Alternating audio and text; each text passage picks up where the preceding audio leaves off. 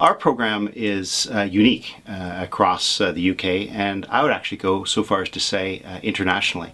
Our program consists of three components.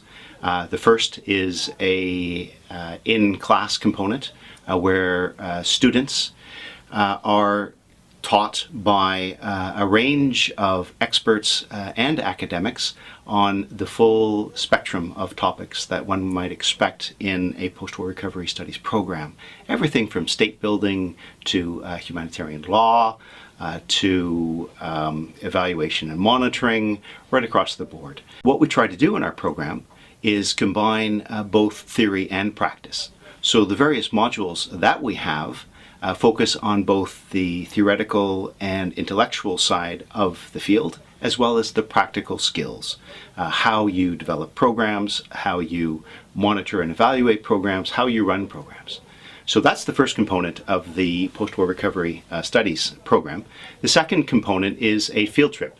Every year, the entire class is taken with faculty to a post-war setting for a 2 and a bit week field trip. Because our program includes a job placement component, many of our students actually find work with those organizations that they were interning with during the program. We have over 800 alumni, and they are working in UN agencies. They're working with every international non-governmental organization that you could imagine, and many that you couldn't imagine. They work in human rights. They work in disaster response. Others work in government agencies, whether that's in departments of foreign affairs around the world, both here in the UK, but internationally as well. Many of our students come from countries that have been affected by war.